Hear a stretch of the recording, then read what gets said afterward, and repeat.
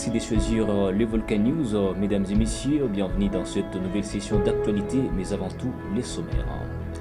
Le nouveau vice-gouverneur du Nord Kivu, le commissaire divisionnaire Louis Ségon Karawa, est arrivé à Béni le jeudi 10 avril 2025. Il s'observe ces derniers jours une série de découvertes et dangers explosifs dans plusieurs quartiers du centre de Walikale, semant peur et désolation dans les chefs des populations civiles après les retraits du mouvement 123 AFC dans cette zone. Mesdames et messieurs, c'est tout pour les titres. À présent, les détails.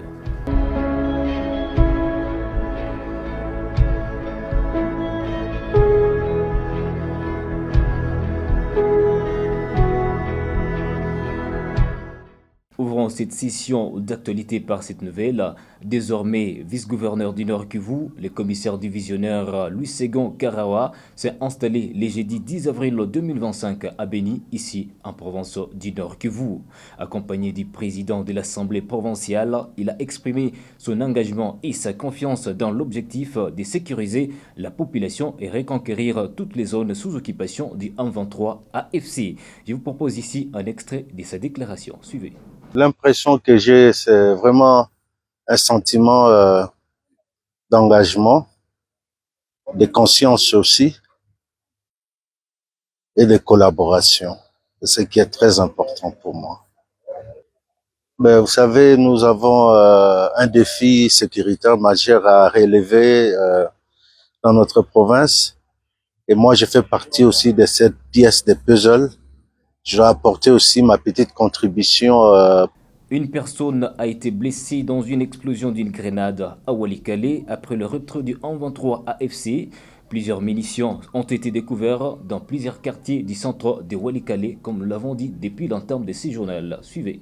Après les retraits du 123 de Walikale, plusieurs munitions et restes explosifs de guerre sont découverts dans plusieurs quartiers de cette commune rurale. Les quartiers les plus touchés sont Nyelusukula, Kantepe, Kigoma, Nyabangi et Kangambili. Dans ces quartiers, les cartouches sont visibles dans le rues et même dans les maisons qui étaient occupées par les M23 AFC. Dans les quartiers Nyelusukula, sur Avenue Moba, un habitant qui débroussaillait autour de sa maison mercredi 9 avril a cogné une grenade avec sa machette.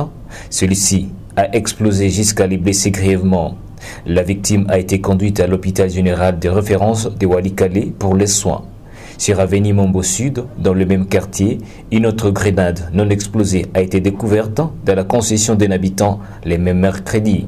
Dans le même quartier, une roquette qui aurait été tirée par les belligérants à partir de la colline abritant le bureau administratif du territoire de Walikale lors des combats dans la cité et qui n'avait pas explosé a été découverte près d'un buisson.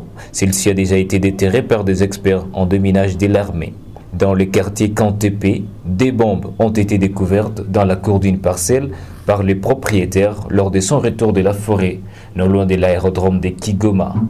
Moins d'une semaine après les dénonciations de l'armée congolaise sur le renforcement des positions du 123 AFC dans l'est du pays, ces derniers ripostent par un communiqué publié le 10 avril 2025 accusant Kinshasa des violations graves du cessez-le-feu et crimes contre les civils. Regardez. Le mouvement AFC M23 accuse Kinshasa d'avoir orchestré des violations graves et multiples du cessez-le-feu ainsi que des violations des droits de l'homme, notamment à l'encontre des populations civiles. Dans ce communiqué, le M23 pointe du doigt accusateur ce qu'il qualifie d'occupation illégale de Walikale par le FRDC après un retrait volontaire de ses troupes dans un geste de bonne foi. Le M23 cite plusieurs zones où des combats auraient éclaté, affirmant que des attaques ont été engagées par les forces armées congolaises et leurs alliés dans des zones fortement peuplées, notamment à Walikale, Massissi, Walungu et leurs environs. Les documents évoquent également une série d'attaques ciblées contre les Banyamulenge, minorité ethnique vivant dans les territoires de Minembwe, au sud Kivu. Cette sortie du 123 AFC intervient alors que les négociations engagées pour un apaisement dans l'est de la RDC n'ont pas abouti, aggravant davantage une situation déjà explosive. Le regard reste tourné vers les acteurs régionaux et internationaux dans l'attente d'une relance crédible du processus de paix. L'Institut congolais pour la conservation de la nature, ICCN en sigle, appuie le gouvernement provincial du Nord Kivu avec 3 camions de marque Ben dans le cadre de l'élargissement de son projet de l'aéroport de Mavivi à Béni. Reportage.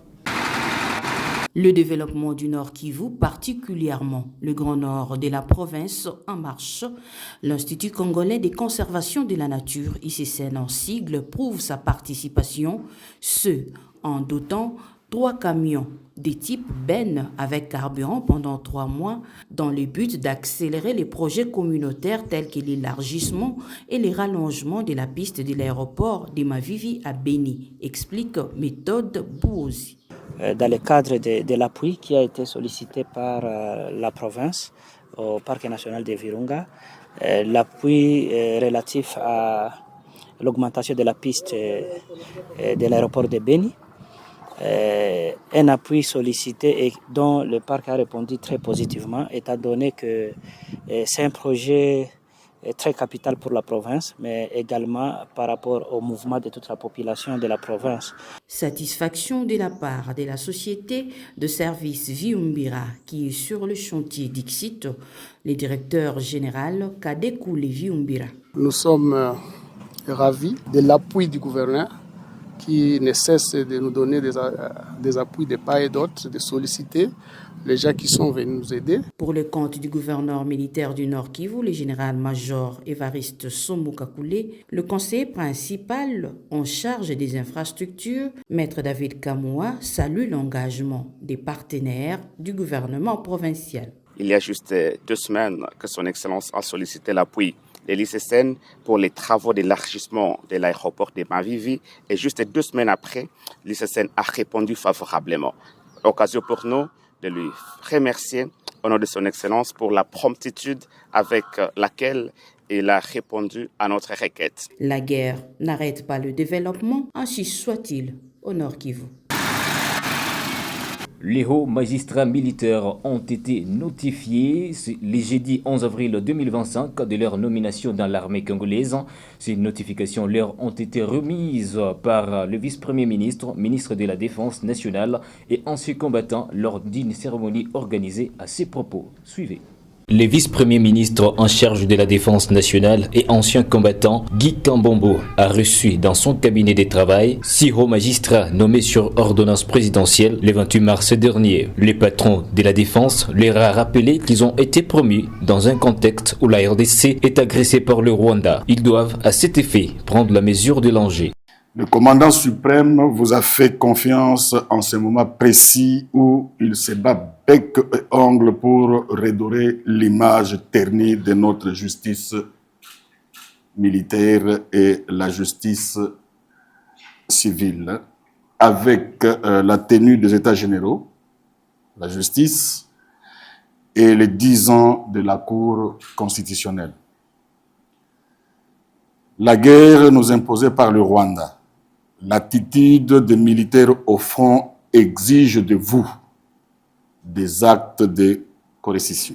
Vous êtes donc appelés à dire le droit en vous appuyant sur le code de justice militaire. Ces hauts magistrats ont promis d'accomplir leurs tâches avec loyauté, sérénité et détermination. Nous avons tenu à remercier d'abord le chef de l'État, commandant suprême, qui a pris l'ordonnance, nous élevant à un grade immédiatement supérieur.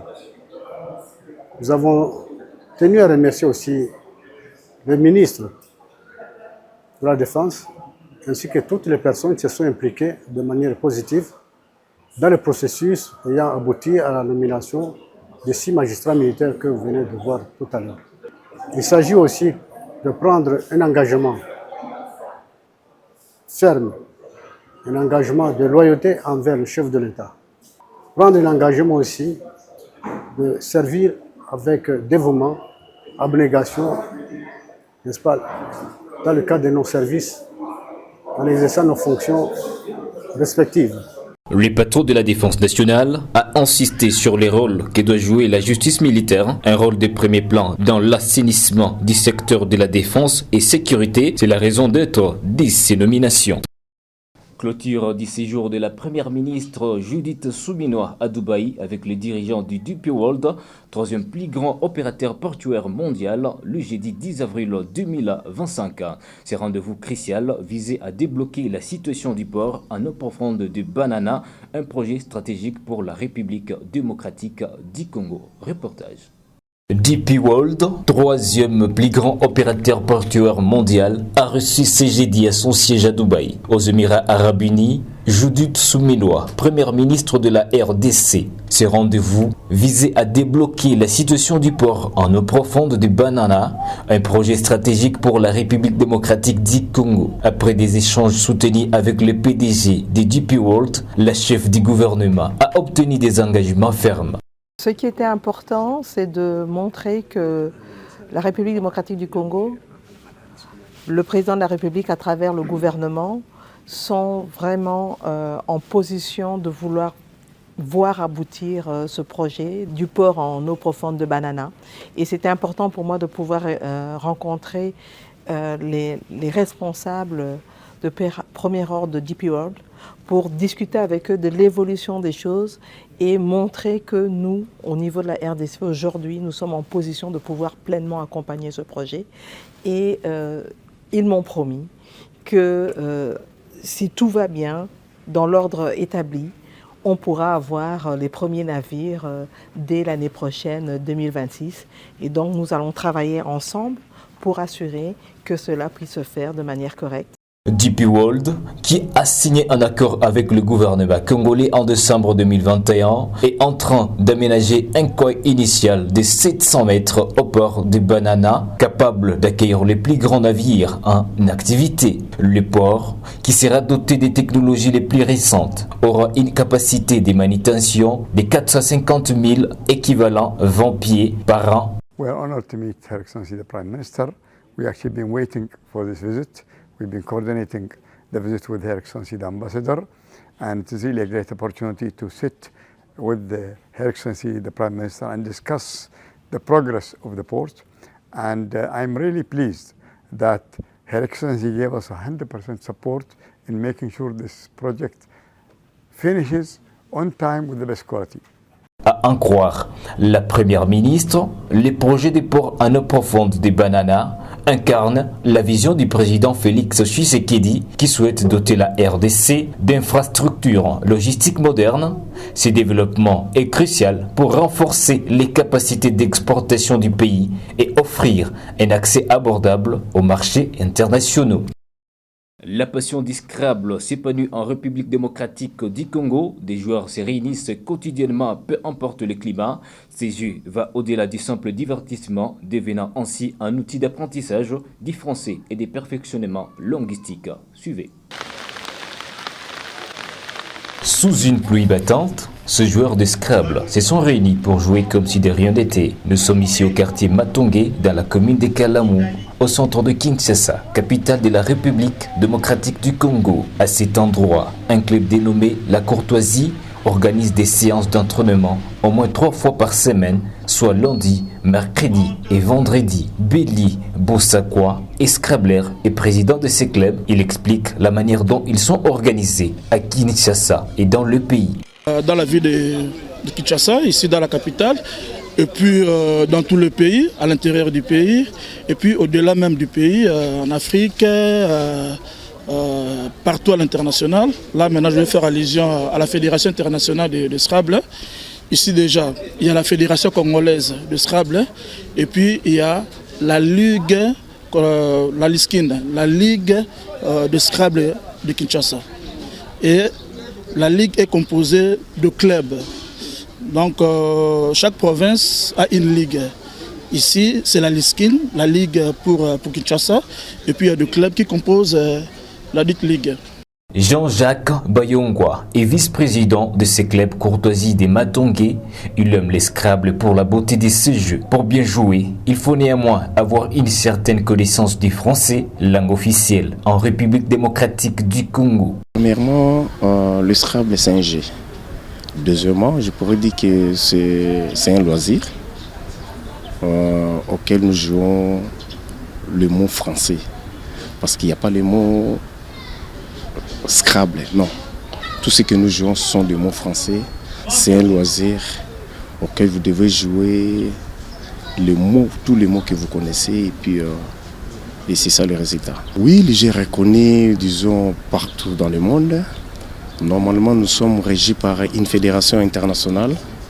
Et puis ici, dans la ville-province, disons ici en République démocratique du Congo, nous avons aussi une fédération. Néanmoins, ces derniers temps, la fédération biaise un peu. Mais nous sommes en train de chercher des résolutions par-ci par-là pour que la fédération reprenne ses activités.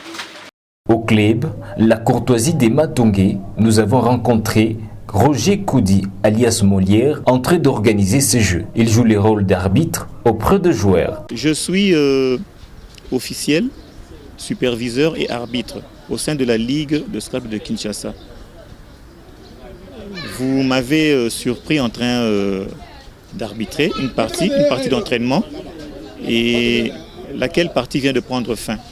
Donc l'exercice dans lequel vous m'avez vu exercer n'était autre que l'arbitrage pour la présente séance d'entraînement du jour. La République démocratique du Congo a récemment pris part à un grand tournoi international de Scrabble organisé au Cameroun. Parmi les gagnants, il y a eu un Congolais en la personne de Lionel Nguindi. En dépit du manque de moyens mis en place par la Fédération congolaise de Scrabble, Lionel Nguindi a pu exceller. Le Scrabbler Thierry Mouhengue était aussi membre de la délégation congolaise lors de ces tournois. Nous étions tous ensemble au Cameroun, nous sommes allés à une équipe de 9 joueurs. On est parti pour un seul but en équipe de gagner le trophée. Bon, comme le Scrabble, il y avait deux versions, on avait la version duplicate et la version familiale. Et nous avons pu remporter la version duplicate à travers notre ami Lionel Nguindi, que je salue aussi. C'était vraiment une compétition pas facile parce qu'il y avait plus ou moins 13 pays de différentes nations de l'Afrique et puis de l'Europe qui étaient venus avec des grands champions venus de partout, Côte d'Ivoire, Cameroun, Burkina Faso, Gabon.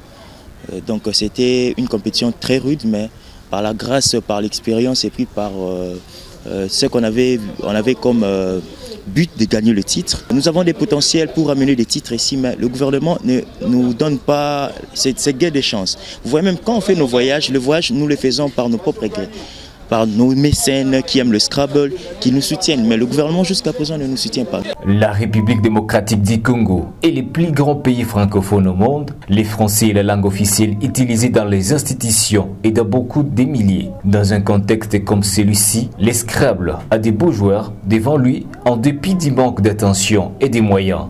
Les joueurs de Scrabble congolais ont déjà lancé un appel aux autorités congolaises et espèrent avoir cette fois-ci une reconnaissance officielle de leur organisation pour continuer de défendre les couleurs de la RDC partout dans le monde. Tout est bien qui commence et finit bien. Mesdames et messieurs, c'est par ici que nous bouclons la boucle de cette grande livraison d'actualité. Merci à vous de nous avoir suivis. Au revoir.